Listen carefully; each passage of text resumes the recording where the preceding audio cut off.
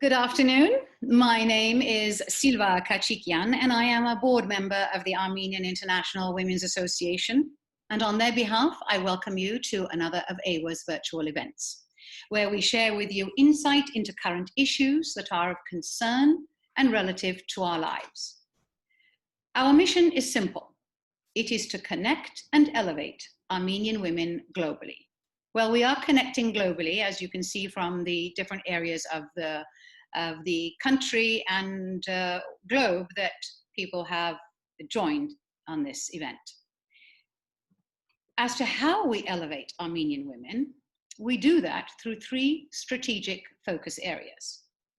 Health and wellness, supporting a woman's right and power to be aware and in control of her mental, physical, emotional, and psychological well-being. Our second area of focus is education. We believe that to educate is to liberate, and to that end, we enable scholarships. And the third area of focus is research and publication, where we elevate stories of powerful women from our past and recognize their contributions in academia, the sciences, arts, and wherever else they may shine. Today, however, while there is a war raging in Artsakh, we recognize the force of women who are the integral glue of a family, a community, a culture, a society, and most importantly, a nation, the women of our homeland and those in the diaspora. Which brings us to today's event, Women Freedom Fighters Defending Armenia, Building Our Future, with guests Araxie and Kristin Cass and Karine Eurdekian. Today's discussion is initiated and hosted by the leadership of AWA's Chicago affiliate, chaired by Danielle Gallian. And a reminder that there will be a question and answer opportunity. So I will ask that you type in your questions in the Q&A option for easier reference at the end. So welcome ladies, welcome guests, and Danielle. Danielle, the virtual podium is yours. Thank you, Silva, so much for that warm introduction. Hello, everyone. I'm Danielle Gallian, president of the Chicago affiliate for the Armenian International Women's Association, and I want to welcome all of you from all around the world for participating in this event today. We have three extraordinary women talking about the most extraordinary circumstances through their three unique, extraordinary experiences. This is undoubtedly a very important time for all of us around the world as Armenians, and particularly as Armenian women, as the echoes of the genocide from 100 years ago are stronger than ever today. I want to share with you, as does my board, three stories that inspire, motivate, and share exactly what's happening right now in the region, what has happened, and what all of us can do to help the people of Artsakh, our people, the Armenian people. I really wanted this event to tie in the experiences of Kristin Cass and Araxie Cass with some of their virtual storytelling and what they've seen through the lens of their cameras, along with the work that's happening right now in the region and some of the support that Karine Eurdekian is doing through her organization Kooyrigs, which translates to sisters in English. So without further ado, I really want to get into this and share their stories. I want to pass it on to Kristen first to give a little bit of a background on her work and to share her film this afternoon. Kristen? Thank you, Danielle. And thanks to all of you for sharing your afternoon with me. I really appreciate it. I'd like to tell you a bit about how I made these films and why, and a little bit just about my background. You've probably already seen that in the bios. So in 2015, I went to Armenia with my family, and I was keeping a long-standing promise to my grandmother. Like most we're descendants of genocide survivors. My family also survived the Hye-Phen massacres, losing their land twice before emigrating to America. My grandmother came to America with a dream to become a teacher. Life was hard, and she developed a strength hidden behind her quiet exterior. She gave me unconditional love and the belief that I could do anything, even in the face of the tragedy that befell our family and our homeland. Growing up with this legacy, I've always been a strong supporter of human rights. Coming from a culture like ours that celebrates the arts, I learned early on the power of art to influence our hearts and minds, encouraging me to develop my artistic practice as activism. Becoming a lawyer then added another layer to my ability to advocate for justice. Going to Armenia for the first time, I was completely overwhelmed by feeling so much attachment to the land and people. The way my grandmother's stories of both Ottoman and Soviet Armenia came to life. I loved seeing the growth and change and the fluorescence of arts and education and culture and entrepreneurship in society. I knew about the people of Artsakh's fight for self-determination on their indigenous land. I'd heard rumors about Azerbaijan's long terror campaign on the border villages of Tavush, but it was hard to believe. It wasn't until we met Helena Melkonian, who you'll meet in the first film, that I realized that after 100 years, the terror was not over. So I began to understand the genesis of this war and how it's a continuation of the centuries-old aggression against Armenians and the attempt to ethnically cleanse us from our land. My experiences in Armenia deepened my connection to our homeland. Traditional Armenian hospitality was extended so often that I couldn't help but feel like Armenia was my home too. I want to share one of those stories of love and strength with you. On my third visit, I was an international election observer. And after the election, I was working on the Borderlands Under Fire project and documenting the attacks on Tavush. In the village of Nerkinka-Mirakyur, I was interviewing a family whose story was heartbreaking. The father had been targeted by Azeri snipers. They were often unable to harvest their crops and were forced to watch them rot in the fields because of the attacks. They had to fill in their windows with cement blocks after the baby was almost hit by Azeri fire.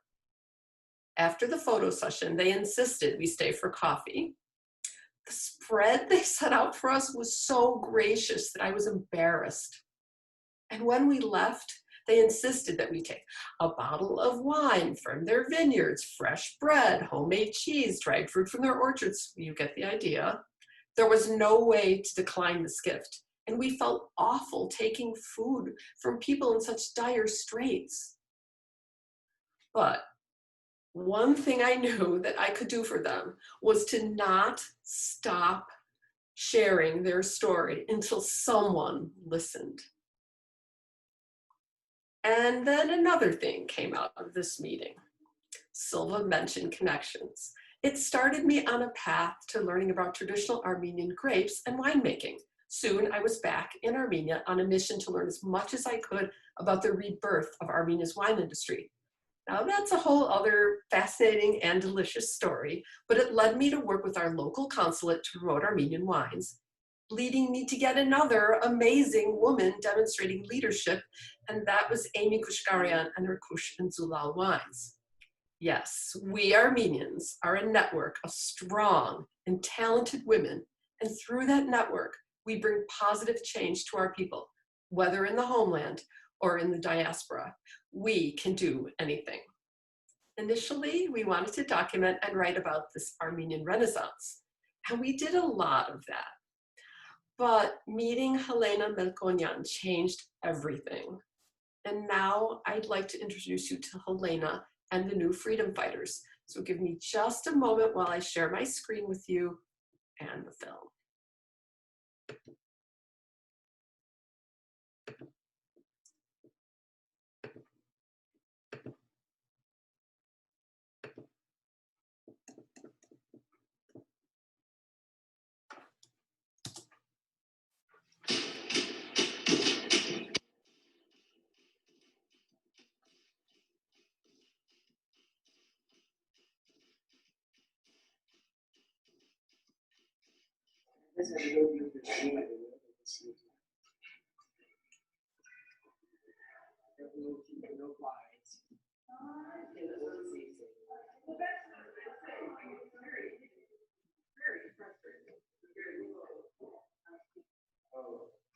Պատերազմը չի ավարտվել։ Պատերազմը չի ավարտվել, այդ տարածքներում պատերազմն անընդհատ է։ Պատերազմը մի օր վերջանում է, 6-3 օր պատերազմ։ Ու Այդ ֆակտի զգացողության ներքո ապրում մեծանում են լուսավոր երեխաներ, շատ լավ երեխաներ, մեր ապագան, իմ համար շատ, ոնց ասեմ ձեզ, ոնց որ մոտս կոգնիտիվ դիսոնանս լիներ, որովհետև մենք ապրում ենք, ուրախանում ենք, մեր կարիերան ենք սարքում Երևանում 200 կիլոմետր հեռավորության վրա մի հատ տեղից, որտեղ որ գրավում են երեխեքի խաղաղապարակի մեջ, որտեղ երեխեքը շատ նորմալ են համարում, որ Այդ ինչ ձերնելա գրակում են, շատ է գրակում են, այսօր կգնի, վաղը չի կգնի, շոկ է սակրում, որպես ինչ-որ բան փոխվեց։ Որոշեցինք, որ պետքա պաշտպանիչ շարքված կառուցենք անպայման մանկապարտեզի ու դպրոցի մոտ, հետո այնպես ստացվեց, որ ֆինանսավորում գտնվեց հենց մանկապարտեզի կողմից Կարմիր խաչի մանկապարտեզի համար կառուցեց պատը, եւ ես մնաց դժվար մասը ծրագրի դպրոցի եւ գյուղամեջի համար պատկառուցել, պաշտպանիչ, ես չգիտեմ, ես մի անբնական սիրով սիրահարվեցի այդ տարածքին, այդ ամբողջ ժամանակահատվածում մոտավորապես մի տարի ես քնելու արթնացել եմ առանց որևիցե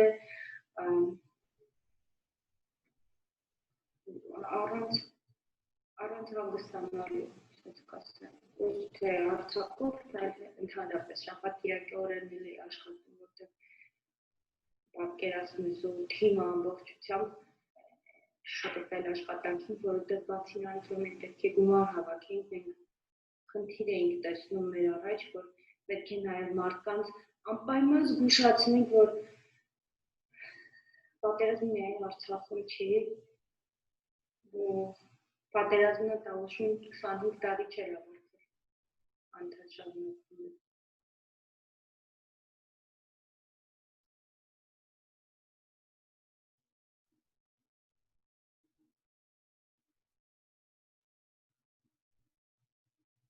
Is it only the boys' homeland, not ours? The recruiter told me that I would only be considered for duty if I could reassemble a Kalashnikov in just a minute.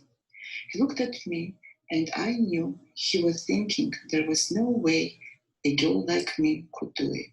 But when I did, he had to take me.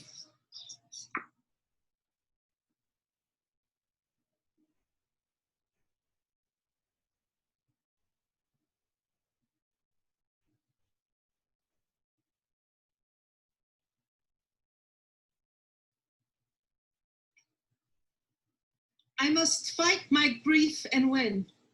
Our land is beautiful because it has taken so much.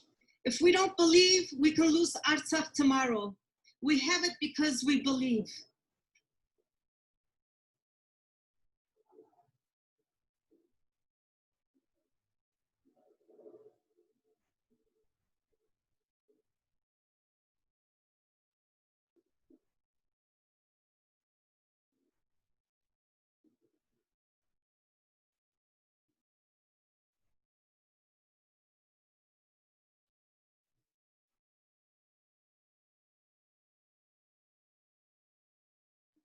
We're not looking for bread.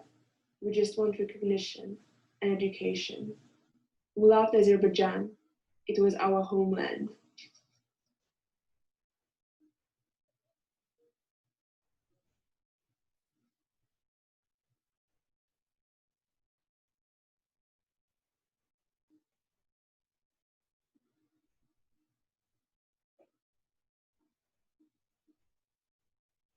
The war cut my childhood short.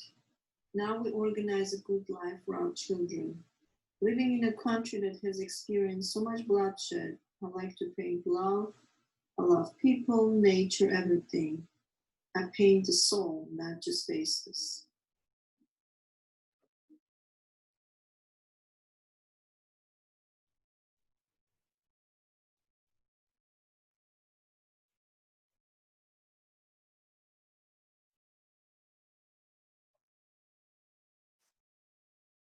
It's a paradox that we still exist.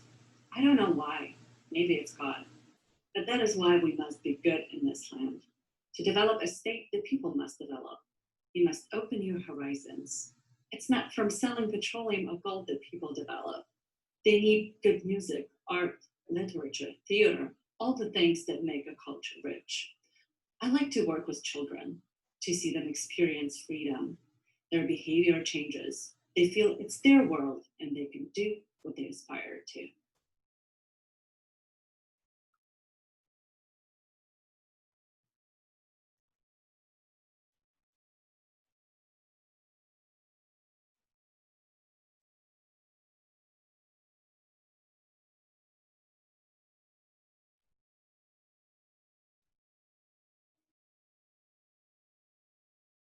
We work to empower women, hear women share information with other women, and we have workshops about legal rights and peace building.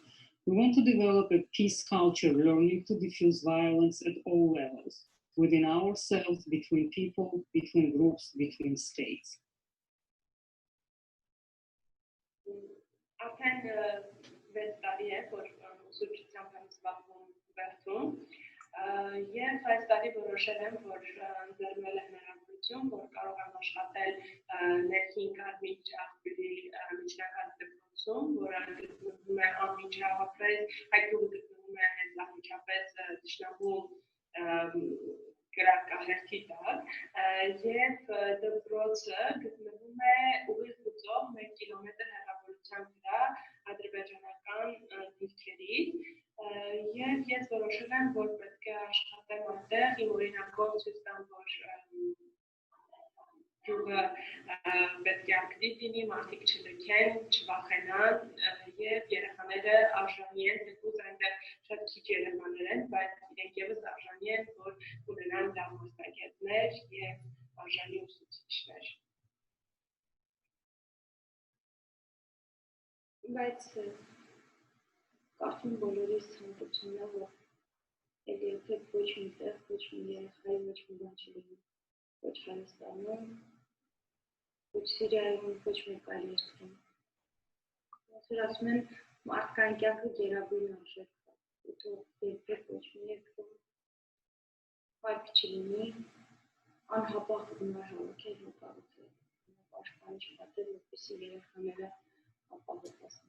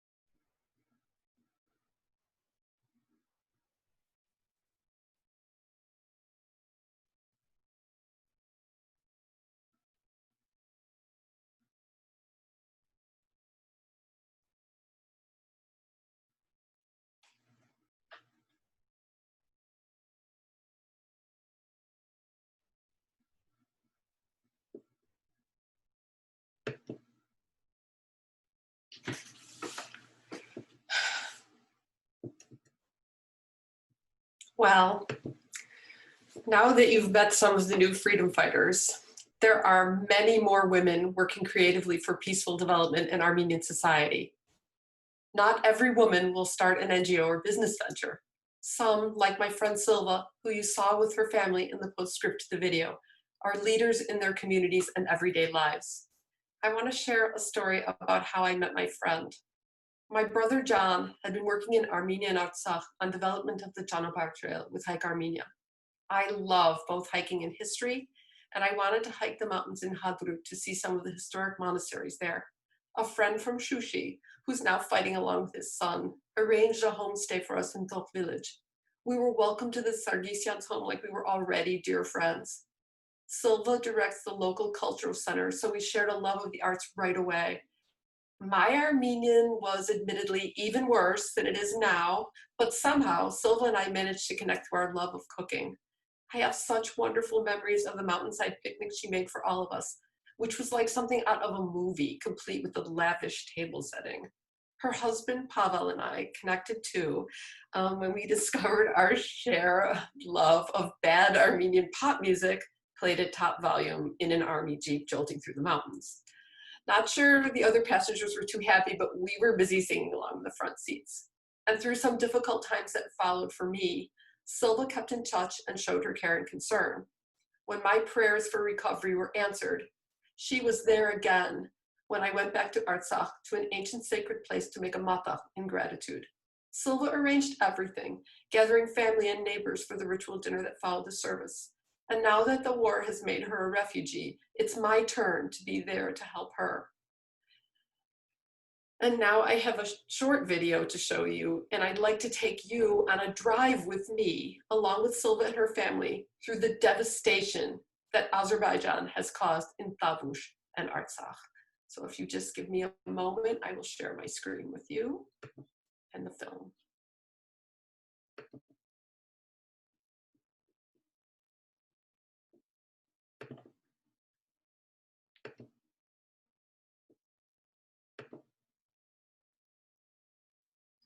Oops, there we go.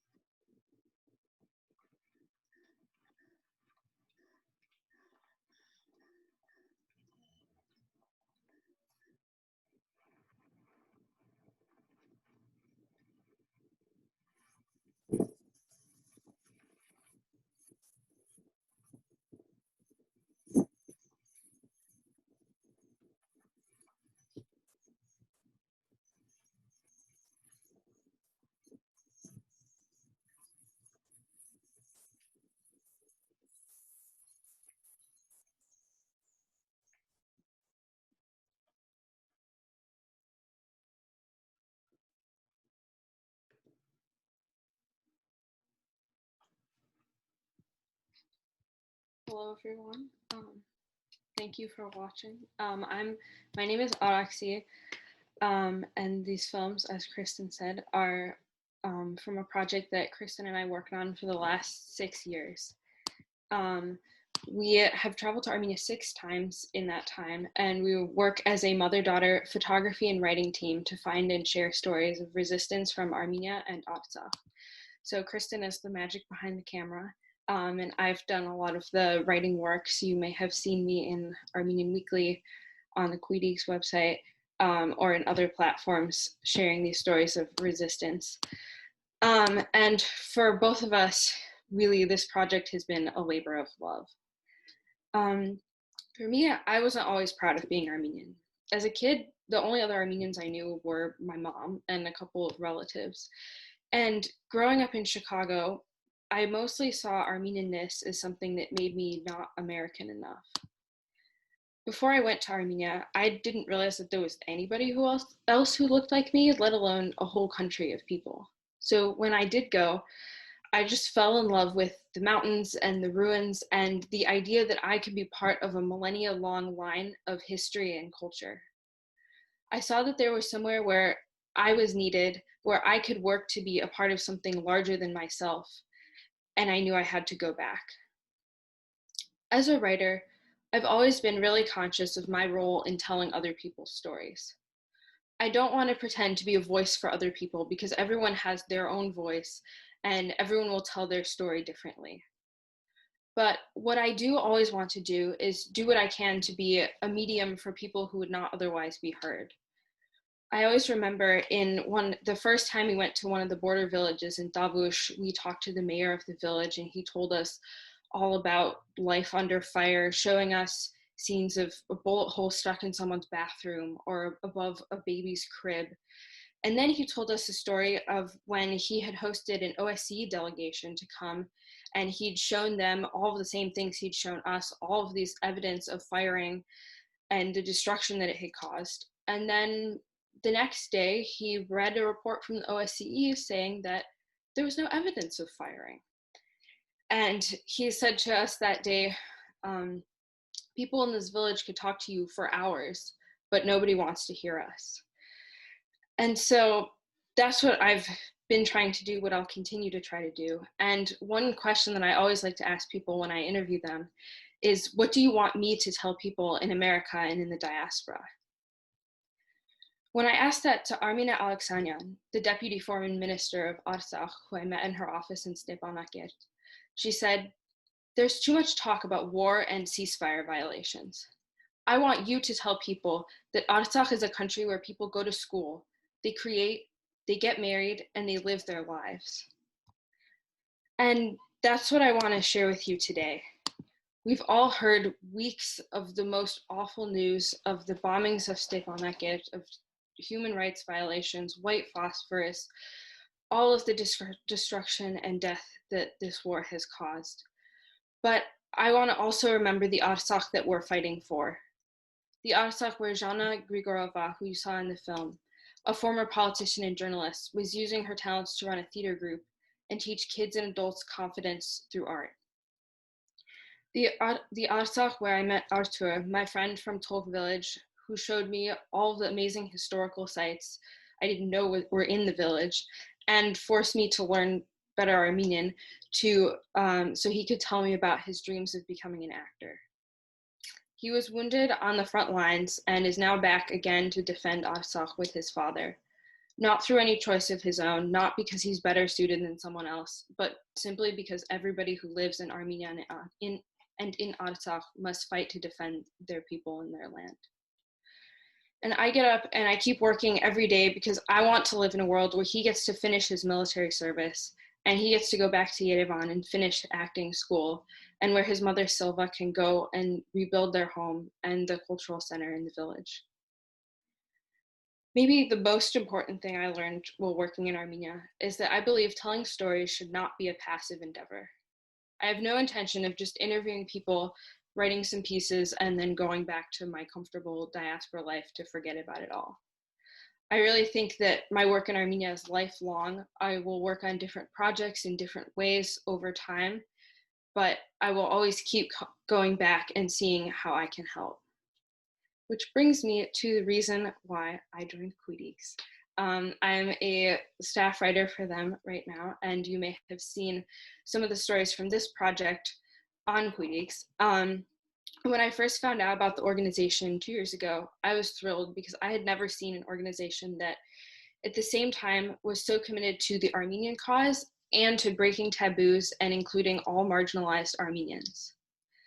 As a queer, mixed ethnicity, unconventional Armenian woman myself, being heavily involved in Armenia and the diaspora is not always easy. There are always people who don't want someone like me around, and that sometimes I am tempted to give up and say, you're right. But if there's anything I've learned from spending years interviewing Armenian women under military threat, it's that we don't give up. When we met Karine Eurdekian, after she served us surj and the most fantastic unguis, candied walnuts, she told us that when she had gone to volunteer in the first Artsakh war, the recruiter told her to go home and bring them a son. In the face of being insulted by the very people she was trying to help, Karine did not give up, and she went on to help lead the first women's unit in the Artsakh Defense Force. These are the kind of women that come before us, and that's the kind of determination I see whenever I talk to the Kooyrigs who are on the ground working in Armenia. So with that, I want to turn it over to Karine to tell you a bit more about the organization. Thank you, Adoxy. That was really beautiful. And we're really honored to have Adoxy because she brings such a wonderful perspective. And in doing work for Kooyrigs, a big priority for us is connection. That's the very essence of the work we do. And it's healing through connection. It's providing resources. It's providing support in all phases of our lives, in tragedy and in joy. And it's really important for us as Armenian women to come together and build this community, as Kristen was saying, because we are so powerful. And it's so easy to connect with one another if only we're given the platform and the space, and if only someone starts the conversation. So Kooyrigs is here to start a lot of conversations, conversations that maybe we don't have too often in Armenian society, things that may be considered taboo, but we're also here to take those voices and come together and recognize that within the diversity of the Armenian community, there is strength.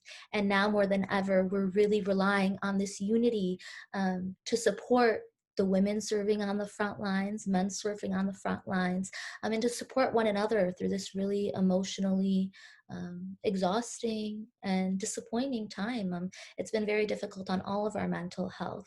But the good news is there are ways we can be proactive. There are action steps that we can take. And I want to talk a little bit about the work Kooyrigs is doing, give you some insight as to why we're doing the work we're doing, how we got into the position of providing so much aid to the people of Artsakh at this time as a feminist blog Insta page that kind of just grew. We stepped up, and I'm here to talk about that. So the mission of Kooyrigs is to provide resources to the global Armenian network by launching community projects, implementing educational initiatives, and amplifying marginalized voices. Our digital and real-life safe spaces spark connection, and they encourage critical conversation on topics that impact Armenians all over the world. So in Armenia, the diaspora, and in Artsakh. Specifically, Kooyrigs prioritizes transparency and our commitment to supporting the local economy and providing accurate information to our community around the world. So at this time, it's very important to show just exactly what we're doing with donations that we receive. And I'm gonna start talking about how we came up with the project, and feel free also to ask questions along the way. I know we have that question and answer panel, so please use that. So currently in Armenia, our Armenia team, which is comprised of 4 phenomenal women, Miriam is our executive director, Margarita is our community manager, Maggie is project manager, and Anais works on content and content management. And so these 4 Wonder Women are the ones that are on the ground and directing resources directly to Artsakh. What we do in Kooyrigs is provide resources in a way that both sustains the local economy in Armenia and also supports the people of Artsakh.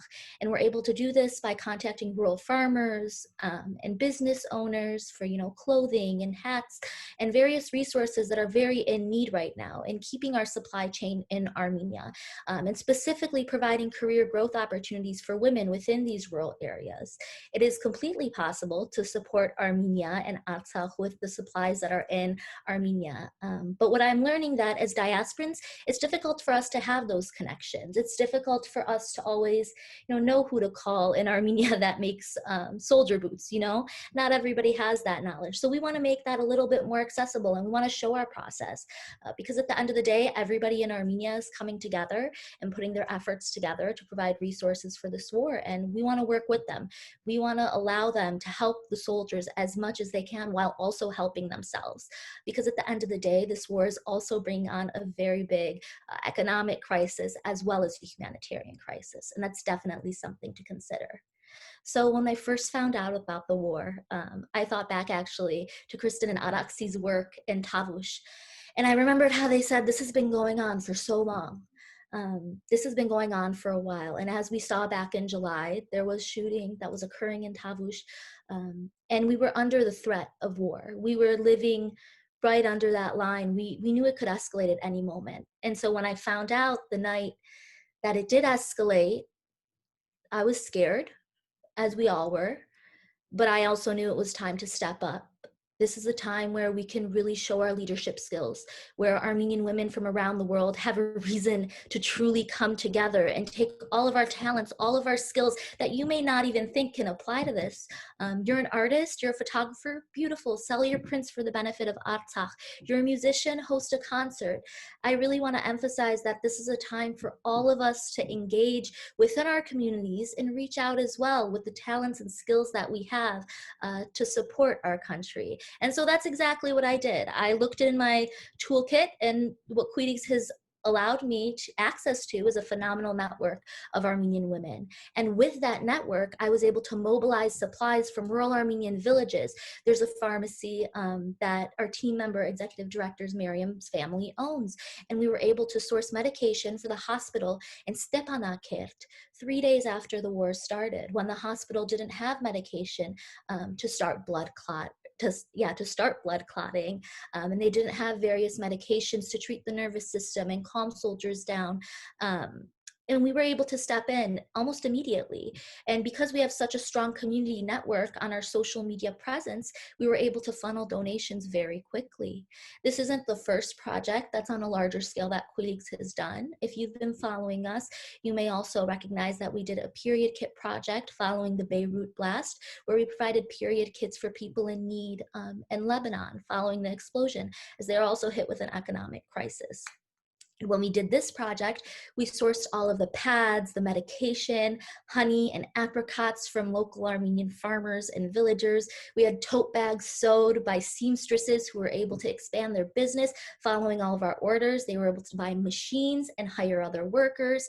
And these same people are those that we're going to today to ask for this assistance. And it's really provided a way to connect both the diaspora and Armenia, and showing we can do this. This is something that's totally doable. It takes a little bit of emailing at weird times and maybe staying up a little bit later than usual, but it's completely possible to sustain Armenia's economy while also providing aid. And the significance of how immediate the aid is really, really critical.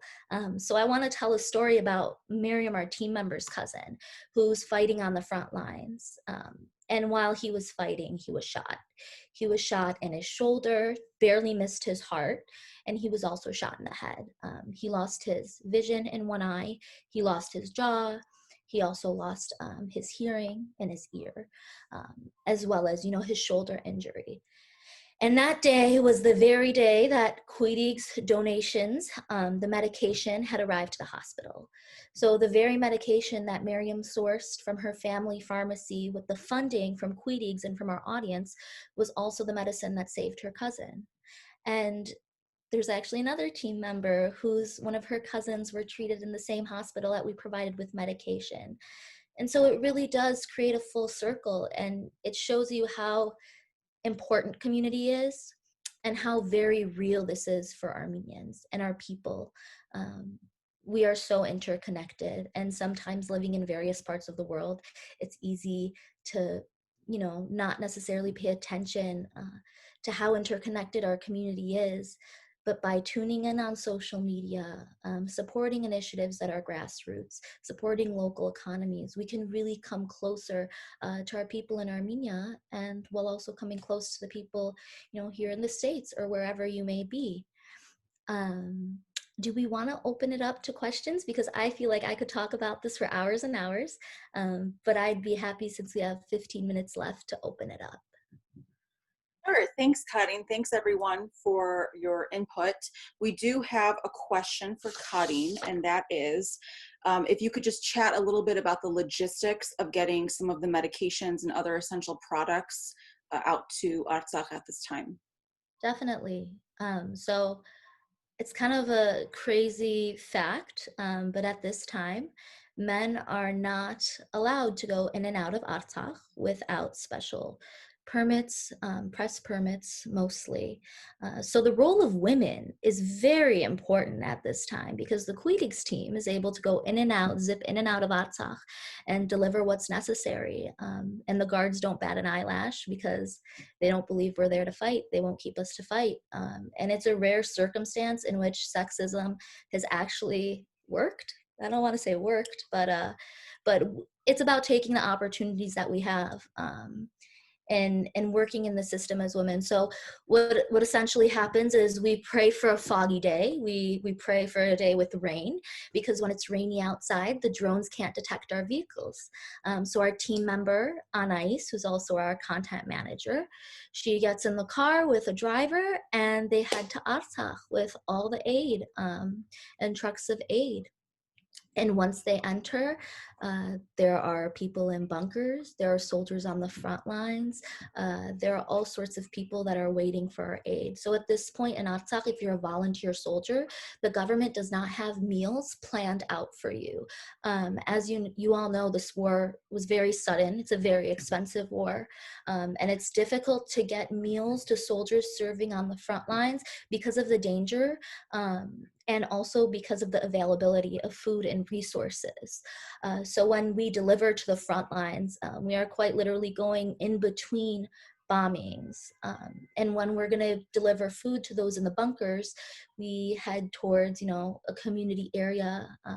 And when it's safe, everybody comes up from their bunkers. Well, when it's safe, it's never really safe. But let's say there's been consistent bombing and now the sirens aren't going off, or there's a rest period, assumed rest period. People take the risk of coming up and getting food. That being said, it's not like you can go up every day, because every time you're going up for food, you're also risking your life. So it's very important for us to provide a lot of necessities in one kit, and that's why we try to pack it with everything that's necessary. And in being Kooyrigs, we want to make sure the food that they're getting is sourced from, again, you know, local businesses, but also can sustain them. Food that's healthy.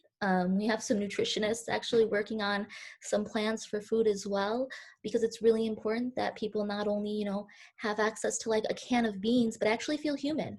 Because I think what we have to remember is that everybody, it's not everybody who's living in people in Artsakh go to school, the way Adoxy said it. People in Artsakh go to school, people in Artsakh dance, people in Artsakh have birthday parties, and this really has interrupted a way of life for all of these people. And it's very important to bring senses of normalcy into their lives. Now, I know I've gone off complete track from the original question, but it is a very dangerous process to deliver the aid. And we thank God for the foggy days ahead and the ones he's given us, because that's clearance for us to go ahead. And recently we actually had a delivery last week, we go twice a week to Artsakh. So we had a delivery on Wednesday and we were unable to go because one of the main roads have been bombed and destroyed. So we were unable to reach Artsakh this week. So we are planning another trip when conditions hopefully get a little bit better. We have to find an alternative route. But yeah, that's kind of the situation right now in delivering goods. Okay, a couple people are asking how they can either get involved or learn more about Kooyrigs. So if you want to share the link in the... Sure, I will definitely tag that below. And then Anush asks, how have you gotten any response from other women's organizations to be involved with you or to team up together? Yes, I have to talk about this. Women's Support Center and Mado Matosian, who is in this very chat and present today, has been a phenomenal resource for us. When the war started, I messaged Mado, I think it was the second day, and I said, what can I do? Because Mado knows the landscape, and there's no way me in New York could navigate everything without the perspective of local Armenians that are there at the moment. We do have a phenomenal team, but Mado is really the one who helped us organize logistics and truly mentored me. And I think that's also what's really special about a strong network of Armenian women is how willing Mado is and open. And so Women's Support Center has partnered with us in this project, and we financially supported them throughout this project as a result of our network and community that has been donating, which I will provide the link. But Mado helped us on the groundwork, getting those network connections with Artsakh's Ministry of Defense and various people who are very critical to the mission and saying, hey, this is Kooyrigs. I think that's what we all have to do. We all have to pull each other into our networks and support one another because great things can happen. And we've been doing phenomenal work together. Fantastic. Thank you, Karine. Moving on to Kristin and Araxie, we have a question from Nairi, and she's asking, what is planned next for both Kristin and Araxie's film projects? Do you have anything planned coming up? I don't know if you want to talk about this too, Araxie, but in terms of film projects, no. I mean, obviously, we didn't get to go back to Artsakh this summer or Armenia, and actually, I think that the films will be distributed in the coming month of November through one of our, and I'll send some information about this but through one of our main university museum systems in the U.S. So we're hoping that that will reach more non-Armenians and let more people know about what's happening and the important role of women. Yeah, and just to speak from my end, so Kristen and I did this project together, and because we are a mother-daughter team, we work together all the time. Right now, we're not formally doing another specific project together. But as I said before, my work in Armenia is lifelong, and right now I've been doing a lot of work with Kooyrigs. We have some exciting new content stuff that will be coming in the coming weeks and months. But right now my focus is to tell stories of what's happening on the ground in Artsakh, to tell stories of women leaders, and to really use my writing either through Kooyrigs or through other platforms to bring awareness to the situation and connect people with what's happening on the ground. So that's kind of what's next for me. Okay, we have a question for Karine. Are you working with any Artsakh refugees? Yes, so we refer to them as displaced people at this time, and that language is important. So please remember that when you make posts and such to say displaced people. But we are, so in various villages across Armenia, we've assigned team members of Kooyrigs and volunteers to each city or town per se. So depending on 5 volunteers, like 10 volunteers. Sorry, let me turn the sound on because I don't want my messages to interrupt. I'm sorry. So anywhere from 5 to 10 volunteers per town, and our team members go to the village and we deliver truckloads and truckloads. You might have been seeing all the cabbage on our Instagram page, but cabbage, fresh produce, tomatoes, potatoes, beans, fresh foods for people in displaced villages, as well as food. Because right now, these towns that exist, they can't necessarily hold all these populations with the current state of the economy. So it's really important for us to focus on community-based food distribution, so everybody can come by and pick up what they need. And we have truckloads that are going about twice a week to each village and town. And I'd say there's about 10 locations right now that Kooyrigs is currently delivering to, all over Armenia. And if you want to see the pictures from all that, we upload it because we do want to maintain transparency in everything we do. We want to show you where the money's going. And quite frankly, like with $1,000, you could feed an entire town. And you can also support the farmers who are growing it from that very town. So ideally, there's farmers within that same village that we buy it from. So they're able to be compensated for all the food they're growing for their community, which is really important because then they could employ the displaced people as well, and provide career opportunities. Yes, and Kooyrigs is such a real, everything's happening in such real time, and I think there are a lot of questions surrounding that. So we have two more questions for you, Karine. One from Ani, and she's asking, has Kooyrigs contacted non-Armenian women organizations? If so, what has been the response? Yes, we have. So we're actually looking to launch a PR campaign, and we've reached out to prominent like Middle Eastern Swana accounts on the internet, and there are all sorts of organizations that have reached out, generally interested, journalists. We've had some amazing features. At this time, it's really about putting together a PR package that talks about all the work we're doing and also describes the situation in Armenia. And it's our hope to distribute at least like a few pieces of content to them every week so then they can post on their channels. And we want to make this process as easy as possible for the other pages. So the way we intend on doing that is taking this critical information and creating it into content that matches that page's aesthetic. So, you know, there's no excuse, it matches your page. And they agree to collaborate with us. There's been a few, so please be on the lookout for that. It's in the works.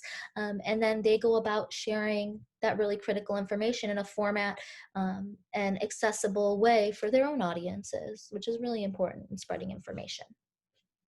Wonderful, that's great news. Our next question, again for Karine, comes from Sonia Dumanyan, who is a lifetime member of the Chicago affiliate. So hello, Sonia.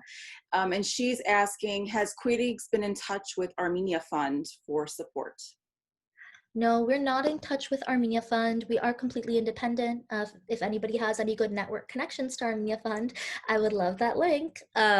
But we are open to working with everyone, truly. At this point, we're doing everything grassroots with Women's Support Center, but we are definitely open to working with others. So please email me, let me know. And then I think we have time for one more question, again for Karine. And it's from Maral, and she's asking, should caution be exercised in sharing Kooyrigs' strategy of distributing supplies via women so that this effective strategy won't become known by the Azeris? We haven't shared anything that we're not allowed to share, and we are in contact with Ministry of Diaspora and various people within the Armenian government, so I kind of know what I can share at this point and what I can't, because I've been doing quite a bit of interviews and such as well. So I can definitely share, for example, I said towns, but I didn't specify which towns, and if we do specify which towns, the way we post is following our deliveries. Even when we post stories, we like to make sure that, you know, it's been a while and it's a safe situation, and we really do think it's important. But when you see photos from the battlefield, you know, like as Ministry of Defense has said, don't share photos of your relatives or people fighting, soldiers. We have gotten various clearances and okays where we make sure it fits that standard, because security is a huge issue, but transparency is also a huge issue, and knowing that your donation dollars are reaching the front lines and the people intended to receive the aid, that's very important. And I think as an Armenian community, we have every right to ask for that from organizations, especially considering the past of philanthropy in Armenia. As you guys may know, it doesn't, from the corrupt time of the government. So it's our hope to do both, and that's what we're doing. And if you have any further questions about that, feel free to email me. I'd be happy to answer. And then we do have one more question for Adoxy and Kristen, if we have a moment to ask that, from Greta, who's also from the Chicago affiliate. Hello, Greta. And she's asking, how have the experiences of your own family who survived the genocide influenced your work on the new freedom fighters? Well, it's made me a really passionate supporter of human rights and social justice. So, and it's made me a strong believer in the power of women and their creative abilities and their ability to collaborate with each other and to form a really strong network. I feel like we're here because of the strong women in our family. So, and you know, it honestly, it also, a lot of the work that I'm doing for Armenia right now is legal work. I've returned to doing lobbying work, quite a bit of it now, on behalf of the recognized Artsakh movement and things like that. So, yeah, that's what I would say. It's really made us impassioned, Araxie. Yeah, I would say I think every Armenian feels this, like our people have suffered so much from the genocide, and it shows us why we really need to all be united to fight for Artsakh, because we didn't have that in 1915. And I remember a couple of years ago, we went to Western Armenia as a family to see like our family's homeland, and we are from Kooyrigs, so was known at the time as the slaughterhouse province because it was just so many people were killed. And right now it's been turned into a very creepy, like Turkish ethnographic museum. So it's been totally cleansed of all of its Armenian roots, its Armenian culture. And I remember being there, and it was a really just, I don't know how to describe it, but it was such an experience because when I looked, Hye-Phen is up on a hill, and when I looked over the cliffs there, it looked a lot to me like the cliffs of Shushi. And it just made me think, like, this is what can happen to us again if we don't work together to defend Armenia. And so that's why before this, I was really committed to sharing these stories to show you what's happening on the ground and how we can work to change it. And now in this dire time, like, I am still committed to it and committed to sharing things as they change on the ground. Well, I think we could keep talking and not be satisfied, because there is so much out there that we don't know, we want to hear about. And the courage of just women like you and the women who are in the background. You did say something about us. The one thing that is important, and all three of you said that, is that we are united, and we're united by that one common thread that we have here, and not just as women, but the common thread of our past, the common thread of our culture. But mostly, I think we're united in that resilient spirit that comes from our past, and we're making a positive impact in today's world and trying to lead that into the future. And we see that in all the women you've interviewed, in all the Gayanes, the Lisas, the Rosanas, the Talins, and the Karines, and just all those names, it's in there. I want to personally thank all three of our panelists, Araxie, Kristen, Karine. Each of you shared your own stories, and that with that intrinsic, fundamental force of women essential to the survival of a nation's future. And you can find that in the homes, in the schools, in our fields, in the administration, in our government, our brothers and sisters at the border, and those behind the scenes, defending and building the future. There is courage in there, there is strength in there, and there is humility in there. And I cannot thank you enough for bringing this to our attention. Continue to do the work you do. And I will post your sites. You each have a website, and then Kooyrigs as well, when we send the recording to our registrants, and they can feel free to share it. And if they need to get in touch with you for further details, they will do so. So thank you again. And then thank you to our host, Danielle, AWA Chicago affiliate, and to her leadership team who worked behind the scenes to bring this virtual event to our attention. I can't thank you enough again for so graciously handling these delicate situations. But last but not least, I want to thank our listeners across the globe. please look out for future AWA events. And if you're not yet a member of AWA, we do encourage you to go to our website, awainternational.org, and join the global network of women who share our values. Our values are integrity, respect, inclusivity, service, and relevance. Please stay well, stay safe, stay informed, stay relevant. Until next time. Bye-bye.